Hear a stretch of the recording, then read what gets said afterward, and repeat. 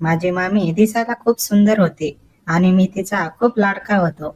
पण कसंही करून मला तिला अनुभवायचं होतं. पण मला भीती वाटत होती, म्हणून मी एक योजना केली. मी एके रात्री तेथे मुक्कामाला गेलो आणि त्याच रात्री माझी योजना सक्सेस झाली. मित्रांनो, माझं नाव योगेश शर्मा आहे आणि मी इंदूरचा आहे आणि मी शरीराने हट्टाकट्टा आहे. या कथेत मी योजना बनवून मामीला अनुभवलं. ही कथा माझी आणि माझ्या मामीची आहे. माझ्या मामीचं नाव अर्चना आहे आणि त्या दिसायला खूप सुंदर आहे, की जणू स्वर्गातील अप्सराच. त्यांना 2 मुलंही आहेत, पण त्यांना पाहून कोणीही सांगणार नाही की त्या 2 मुलाची आई आहेत. ही गोष्ट 2 महिन्यांपूर्वीची आहे, जेव्हा माझ्या आजी आणि मोठे मामा माझ्या मावशीकडे गेले होते. माझे 2 मामा आहेत आणि दोघेही विवाहित आहेत, पण माझं मन मोठ्या मामीवर आहे. माझं कुटुंब खेड्यातून आहे. सगळे खेड्याच्या भाषेत बोलतात. त्या दिवशी माझे मामा आणि आजी मावशीकडे गेले होते. घरी आजोबा, छोटे मामा, छोटी मामी, मोठी मामी आणि त्यांचं मुलं होती. मी ठरवलं होतं की आता संधी आहे. मामा परत आले तर संधी मिळणार नाही. त्या रात्री मी आजीच्या घरी कोणतेही कारण नसताना जबरदस्तीने थांबलो. सगळे मला लाड करतात म्हणून कोणी जास्त विचारलं नाही की मी इथे कशासाठी थांबलो. रात्री साधारण 9:30 वाजले होते. सगळ्यांनी जेवण केलं आणि छतावर फिरायला गेले. माझे छोटे मामा त्यांच्या मित्राकडे गेले होते आणि आजोबा टीव्ही पाहत होते. मी, मोठी मामी, छोटी मामी आणि त्यांची मुलं आम्ही सगळे छतावर होतो. फिरत फिरत कधी 11 वाजले कळलंच नाही. इतक्यात छोटे मामा मित्रांकडून परत आले आणि आपल्या खोलीत गेले. त्यांना आलेलं पाहून छोटी मामीही निघाली. मुलं आजोबांजवळ झोपली होती. आता छतावर फक्त मी आणि मोठी मामी दोघेच होतो. मोठ्या मामीला झोप येत नव्हती, कारण मामा नव्हते, म्हणून आम्ही दोघं गप्पा मारायला लागलो.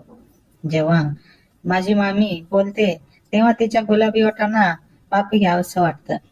मी आधीच योजना बनवली होती की मला आज रात्री कोणत्याही किमतीत मामीला सुंदर वेळेचा अनुभव द्यायचा आहे. मग मी हळूच मामीला म्हणालो, मामी, तुम्हाला एक गोष्ट सांगू? मामी म्हणाली, सांग ना, काय आहे? मी म्हणालो, तुम्ही कोणाला सांगणार नाही ना? मामी म्हणाली, नाही सांगणार, निश्चित सांग. मी म्हणालो, तुम्ही गुप्तरोगाचं नाव ऐकलं आहे का? मामी म्हणाली, हो. त्या काळजी करत म्हणाल्या, पण कोणाला झालं आहे? मी म्हणालो, मला. इतक्यात तर मामी टेन्शन मध्ये आल्या आणि त्यात मी त्यांचा लाडका आहे. मामी म्हणाली, काय झालं बाबू? मला सगळं खरं खरं सांग, घाबरू नको. मी कोणालाच सांगणार नाही. मी म्हणालो, मामी, ही गोष्ट 1 आठवड्यापुऱ्याची आहे. जेव्हा रात्री मी माझ्या भावनेसोबत खेळत होतो, असं साधारण सगळे मुलं करतात. मामी म्हणाली, हो. मग नंतर काय झालं?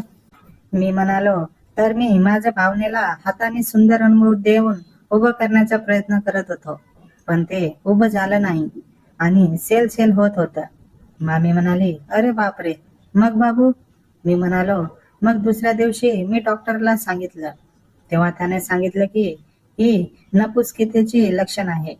मामी काळजी करत म्हणाल्या, मग बाबू? मी म्हणालो, तर मामी, त्या डॉक्टरने सांगितलं की तुझी मर्दानी ताकद जात आहे. मामी म्हणाली, मग बाबू, तू चांगल्या डॉक्टरला का सांगितलं नाहीस?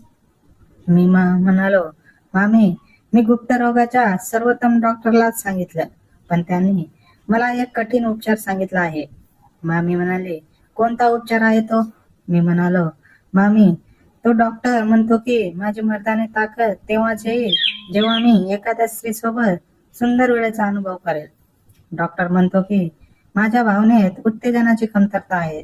जर वेळेवर अनुभव केला नाही तर मी नपुसंग होईल.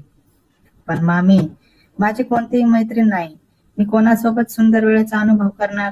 मी खूप त्रासात आहे मामी. मामी म्हणाली, बाबू, तू हे आधी सांगायला हवं होतं ना. तू टेन्शन नको घेऊ. मी म्हणालो, मामी, मला खूप लाज वाटत होती, म्हणून ही गोष्ट मी फक्त तुम्हालाच सांगतोय. मामी म्हणाली, बाबू, तू घाबरू नकोस. एक काम कर, तू माझ्यासोबत सुंदर वेळेचा अनुभव कर. मी म्हणालो, पण तुम्ही माझी मामी आहात.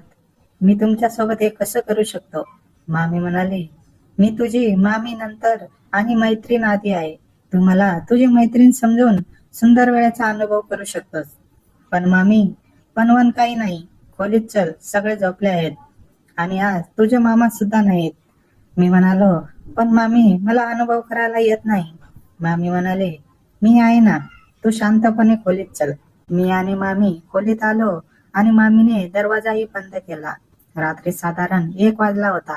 अचानक मामी माझ्याकडे पाहत म्हणाल्या, योगेश, तू खोटं तर बोलत नाहीस ना? मी म्हणालो, मामी, मी खोटं का बोलणार? आणि तुम्ही मला लहानपणापासून ओळखता. मी असं बोलताच मामीने मला मिठी मारली आणि माझ्या कपाळावर चुंबन केलं. मीही मामीला घट्ट पकडलं. मग मामी म्हणाल्या, योगेश, मी जसं सांगेन तसं तुला करायचं आहे. मी होकारार्थी मान हलवली. मामीने मला बिछाण्यावर बसवलं आणि माझ्या गालावर हात फिरवायला लागल्या. मी काय सांगू मित्रांनो, माझं स्वप्न पूर्ण होत होतं आणि माझी भावना तर जणू खूपच दाटून आली होती. माझी बनवलेली ही योजना यशस्वी होत होती. कदाचित माझी मामी भोळीच निघाली किंवा त्यांना मी एक सॉफ्ट टार्गेट सारखा मिळालो. मामी म्हणाल्या, योगेश, तू पापी घे. मी मुद्दामून म्हणालो, कुठे घेऊ? मामी म्हणाली, तू वरतून सुरुवात कर. मी लगेच तिला एक पापी दिली. त्या सुद्धा मला साथ द्यायला लागल्या. आमचं हे प्रकार साधारण 5 मिनिट चाललं. मग मी तिला बिछाणावरून उभं केलं आणि भिंतीचा आधार घेऊन त्यांना पापे द्यायला लागलो. त्यांच्यावर हात फिरवायला लागलो. पापे घेत घेत त्यांच्या व्यक्तिमत्वांना स्पर्श करू लागलो. त्या रात्री माझ्या मामीने निळ्या रंगाची सुंदर फिट साडी घातली होती, जणू जन्नतच. मग मी त्यांचा पदर हळूच बाजूला केला आणि त्यांच्या पाठीवरून मोकळा मोकळा दिसणारा ब्लाऊज दिसत होता. मी आता एकदम लग्न झालेल्या माणसांसारखे वर्ताव करू लागलो. मामी हलचल जोरात वाढली. तेव्हा त्यांच्या तोंडून सिसकार येऊ लागल्या आणि त्या सुद्धा हळूहळू. तेव्हा मामी म्हणाल्या, तुला तर सगळं येतं योगेश, हे कुठून शिकलास? मी म्हणालो, मी मोबाईलवर कधी कधी तसले व्हिडिओ पाहायचो, त्यात तसंच करतात. मी मुद्दामून म्हणालो, मी बरोबर करतोय ना मामी? मामी म्हणाली, हो योगेश, असंच करत राहा, मलाही छान वाटतंय. मी मामीला माझ्याकडे वळवलं. हा, काय व्यक्तिमत्व होते मित्रांनो. मी मामीला माझ्याकडे वळवलं आणि तिच्या डोळ्यात पाहिलं. ती लाजेने आणि ओढ्याने चूर झाली होती. मी हळूच तिच्या साडीचा हुक आणि पिन काढली. मामीने मान खाली झुकवली होती, पण तिची साथ पूर्ण होती. मी पदर पूर्णपणे बाजूला केला. त्या निळ्या रंगाच्या ब्लाऊज मध्ये तिचं रूप अगदीच मनमोहक दिसत होतं. मी माझ्या हातांनी तिच्या पाठीवरून स्पर्श करत हळूहळू ब्लाऊजची दोरी सेल केली. मामीचा श्वास आता अजूनच जलद झाला होता. तिने आपले दोन्ही हात माझ्या खांद्यावर ठेवले आणि स्वतःला माझ्या हवाली केलं. मी तिच्या गळ्यावर आणि खांद्यावर पापी द्यायला सुरुवात केली. मामीच्या तोंडून हलके हुंदके आणि श्वास बाहेर पडत होते. तिने माझे केस पकडले आणि मला अजून जवळ ओढले. मी हळूच तिचा कवर बाजूला केला. त्या क्षणी मला जाणवलं की माझी योजना 100% यशस्वी झाली आहे. मी तिच्या प्रत्येक स्पर्शाचा आनंद घेत होतो आणि मामी सुद्धा तिच्या भावनांवरचं नियंत्रण पूर्णपणे गमावून बसली होती. तिने मला बिछाण्यावर आणलं आणि स्वतः पण जवळ आली. आता ती मला मार्गदर्शन करत होती. योगेश, तू अजिबात घाबरू नकोस, हळूहळू चालू दे. ती माझ्या कानात फुसफुसली. मी तिच्या सांगण्यानुसार हालचाली करू लागलो. तिच्या मऊ आणि उष्ण स्पर्शाने माझ्या अंगात एक वेगळीच वीज संचारली होती. मी तिला कमरेतून घट्ट धरलं आणि तिच्या ओठांचा पुन्हा ताबा घेतला. आता ती फक्त माझी मामी राहिली नव्हती, तर माझ्या सुंदर क्षणाची एक परिपूर्ण साथीदार बनली होती. आम्ही दोघेही त्या रात्रीच्या शांततेत एकमेकांच्या प्रेमात आणि भावनेत पूर्णपणे बुडून गेलो होतो. ती रात्र माझ्यासाठी आयुष्यातील कधीही न विसरता येणारी रात्र ठरली. मामीच्या त्या भोळ्या समजुतीने आणि माझ्या रचलेल्या युक्तीने मला ते सर्व मिळवून दिलं होतं, ज्याची मी फक्त कल्पना केली होती. पहाट व्हायच्या आधी आम्ही दोघेही एकमेकांच्या बाहुपाशात शांतपणे झोपी गेलो. सकाळी 6 वाजता जेव्हा पक्ष्यांचा चिवचिवाट सुरू झाला तेव्हा मामीला जाग आली. तिने मला हळूच उठवले आणि म्हणाले, योगेश उठ बाबू, पहाट झाली आहे. कोणी उठायच्या आधी तू तुझ्या खोलीत जा. मी डोळे उघडले आणि मामीकडे पाहिले. तिच्या चेहऱ्यावर एक वेगळीच लाजरी चमक होती. मी मामीला मिठी मारली आणि पुन्हा तिच्या ओठांवर एक पापी घेतली. मामीने लाजून मला दूर केले आणि तिचे कपडे व्यवस्थित करत दरवाजा उघडला. मी गुपचूप माझ्या खोलीत जाऊन झोपण्याचे नाटक करू लागलो. साधारण 8 वाजता आजोबांनी मला हाक मारली.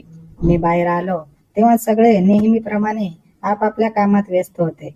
मामी स्वयंपाकघरात चहा बनवत होती. जेव्हा ती मला चहा द्यायला आली तेव्हा तिने माझ्याकडे पाहून एक गुपित स्मित हास्य केले. तिची ती नजर सांगून जात होती की काल रात्री जे घडले ते ती कधीच विसरू शकणार नाही. दुपारी जेव्हा सगळे आपापल्या खोलीत विश्रांती घेत होते तेव्हा मला पुन्हा मामीला भेटायची संधी मिळाली. छोटे मामा बाजारात गेले होते आणि छोटी मामी मुलांसोबत झोपली होती. मी हळूच मोठ्या मामींच्या खोलीत गेलो. मामी पलंगावर बसून काहीतरी काम करत होते. मला पाहताच ती म्हणाली, तू इथे काय करतोयस? कोणी पाहिले तर अडचण होईल. मी पुढे जाऊन तिच्या शेजारी बसलो आणि तिचा हात हातात घेतला. मी म्हणालो, मामी, काल रात्रीनंतर माझी तब्येत एकदम बरी वाटतेय. पण डॉक्टर म्हणाले होते की हा उपचार काही दिवस चालू ठेवावा लागेल. माझे हे बोलणे ऐकून मामी तोंडांवर हात ठेवून हसू लागली. ती म्हणाली, तू खूप मोठा नाटकी आहेस योगेश. मला आता समजले आहे की तू काल रात्री माझ्याशी खोटं बोलत होतास. मी थोडे घाबरून तिच्याकडे पाहिलंय आणि म्हणालो, मामी, तुम्ही रागवता का? मामीने माझा हात घट्ट पकडला आणि म्हणाले, नाही बाबू, मी तुझ्यावर कशी रागवेन? उलट मला काल रात्री तुझ्या सोबत घालवलेला तो सुंदर वेळ खूप आवडला. हे ऐकून माझा जीव भांड्यात पडला. मी लगेच मामीला जवळ ओढले आणि तिच्या गालांवर पापी घेतली. तिने मला प्रेमाने कडेवर धरले. मामी म्हणाली, आज रात्री पुन्हा मामा येणार नाहीत. आजी आणि मोठे मामा अजून 2 दिवस मावशीकडेच थांबणार आहेत. हे ऐकून माझी कळी खुलली. मी तिच्या कानात फुसफुसलो, मग आज रात्री आपण कालपेक्षाही जास्त वेळ एकत्र घालवूया.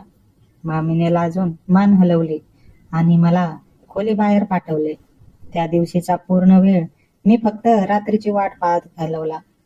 माझी रचलेली योजना इतकी यशस्वी होईल याची मी कधी कल्पना केली नव्हती. आता मला आणि मामीला एकमेकांची साथ पूर्णपणे समजली होती आणि ती रात्र माझ्यासाठी अजून एका सुंदर प्रवासाची सुरुवात ठरणार होती. त्या दिवशी संध्याकाळ कशी बशी संपली. माझं पूर्ण लक्ष फक्त रात्रीच्या त्या वेळेवर होतं, जेव्हा सगळे झोपतील आणि मला पुन्हा मामी सोबत तो सुंदर वेळ अनुभवता येईल. रात्रीचे 9:30 वाजले. सर्वांनी जेवण केले आणि नेहमीप्रमाणे गप्पा मारून आपापल्या खोलीत निघून गेले. छोटे मामा बाजारातून उशिरा आले होते, त्यामुळे ते थकलेले असल्याने लवकर झोपी गेले. रात्रीचे 12:30 वाजले होते. संपूर्ण घरात शांतता पसरली होती. मी हळूच उठलो आणि कोणतीही आवाज न केल्याशिवाय मोठ्या मामींच्या खोलीत निघालो. दरवाजा थोडा उघडाच होता. जणू मामी माझीच वाट पाहत होती. मी आत गेलो आणि हळूच कडी लावली. मामी बिछाण्यावर बसली होती. रात्रीच्या अंधारात ती अगदी नटून थटून बसल्यासारखी दिसत होती. मला पाहतच तिच्या चेहऱ्यावर एक सुंदर हास्य उमटलं. आलास बाबू? मामी हळूच फुसफुसले. मी पुढे होऊन तिच्या शेजारी बसलो आणि तिचा हात हातात घेतला. मामी, मी सकाळपासूनच फक्त या क्षणाची वाट पाहत होतो. मी तिच्या डोळ्यात पाहत म्हणालो. मामीने लाजून मान खाली झुकवली आणि म्हणाली, योगेश, काल रात्री तू मला ज्या प्रकारे अनुभव दिलास त्यानंतर माझं मन सुद्धा शांत बसत नव्हतं. तू दिसायला जेवढा साधा वाटतोस तितका आहेच नाहीस हं. मी हसलो आणि मामीला जवळ ओढलं. मामी, काल रात्री तर फक्त सुरुवात होती. आज मला तुम्हाला अजून सुंदर वेळेचा अनुभव द्यायचा आहे. मामीने तिच्या दोन्ही बाहूंनी मला मिठी मारले. यावेळी तिच्या मनात कोणतीही शंका किंवा भीती नव्हती. कालच्या अनुभवानंतर आता ती पूर्णपणे माझ्याशी मोकळी झाली होती. आम्ही दोघेही एकमेकांच्या स्पर्शात हरवून गेलो. मामीच्या मऊ आणि उष्ण स्पर्शाने मला एक वेगळाच आनंद मिळत होता. त्या रात्री मामीने मला तिच्या भावना अधिक स्पष्टपणे सांगितल्या. ती म्हणाली, योगेश, संसाराच्या या धावपळीत मला असा सुंदर वेळ खूप दिवसांनी मिळाला आहे. तुझ्या या काळजी घेण्याच्या आणि प्रेम देण्याच्या पद्धतीने माझं मन जिंकलं आहे. आम्ही पहाटे 3 वाजेपर्यंत एकमेकांच्या बहुपाशात गप्पा मारत आणि सुंदर क्षणाचा आनंद घेत राहिलो. मामीने मला अनेक गोष्टींमध्ये मार्गदर्शन केले आणि आमची जवळीक आधीपेक्षा खूप जास्त वाढली. आता आमच्यात फक्त मामी पुतण्याचे नाते राहिले नव्हते, तर आम्ही एकमेकांचे खूप चांगले मित्र आणि साथीदार बनलो होतो. सकाळ व्हायच्या आधी मी पुन्हा माझ्या खोलीत परत आलो. दुसऱ्या दिवशी सकाळी जेव्हा मामी चहा घेऊन आली, तेव्हा तिच्या चेहऱ्यावरचा आनंद आणि समाधान स्पष्ट दिसत होतं. तिने मला हळूच चहाचा कप दिला आणि म्हणाली, आज संध्याकाळी मोठे मामा आणि आजी परत येणार आहेत. हे ऐकून मी थोडा उदास झालो, पण मामीने माझ्या हातावर हात ठेवत हळूच म्हणाली, उदासीन होऊ नकोस योगेश. संधी जेव्हा जेव्हा मिळेल तेव्हा आपली ही मैत्री असंच चालून राहील. तू फक्त माझी काळजी घे आणि मला असाच आनंद देत राहा. मामीच्या या शब्दांनी माझा उत्साह पुन्हा वाढला. जरी मामा परत येणार होते, तरी मला हे माहीत होतं की आम्ही रचलेली ही सुंदर वेळ आता अशीच फुलत राहणार होती. त्या घटनेला आता जवळपास 2 आठवडे उलटले होते. मोठे मामा आणि आजी परत आल्यामुळे मला आणि मामीला एकांतात भेटण्याची संधीच मिळत नव्हती. पण घरात जेव्हा जेव्हा आमची नजरानजर व्हायची, तेव्हा मामीच्या डोळ्यांतील ते गुप्त स्मित हास्य आणि इशारा सांगून जायचे की ती सुद्धा त्याच संधीची वाट पाहत होती. पण मग एका संध्याकाळी मोठे मामा आणि छोटे मामा बैठकीच्या खोलीत बसून काहीतरी गंभीर चर्चा करत होते. मी सहज तिकडून जात असताना मामांच्या संभाषणातील काही शब्द माझ्या कानावर पडले. मोठे मामा छोटे मामाला म्हणत होते, मला वाटतं अर्चनाला शहरातल्या एका मोठ्या हॉस्पिटलमध्ये दाखवायला हवं. तिची तब्येत गेल्या काही दिवसांपासून ठीक नाही दिसत आहे आणि ती सतत अस्वस्थ असते. हे ऐकून माझे पाय तिथेच थांबले. माझ्या मनात भीतीची एक लहर उमटली. मामीची तब्येत खराब आहे? नक्की काय झालं असेल? मी विचार करू लागलो. त्याच रात्री सगळे झोपल्यानंतर मी कसाबसा मार्ग काढून मामीच्या खोलीत गुपचूप गेलो. मामी पलंगावर बसून खिडकीबाहेर पाहत होती. तिच्या चेहऱ्यावर चिंतेने ढग स्पष्ट दिसत होते. मामी, मी हळूच हाक मारली. मला पाहून मामी दचकली, पण तिने लगेच स्वतःला सावरलं. योगेश, तू इथे? कोणी पाहिलं तर? मामी, मला त्यांची काळजी नाही. मामा संध्याकाळी तुमच्या तब्येतीबद्दल बोलत होते. काय झालं आहे तुम्हाला? तुम्ही ठीक तर आहात ना? मी चिंतेने विचारलं. मामीने काही क्षण माझ्याकडे पाहिले आणि एक खोल श्वास घेतला.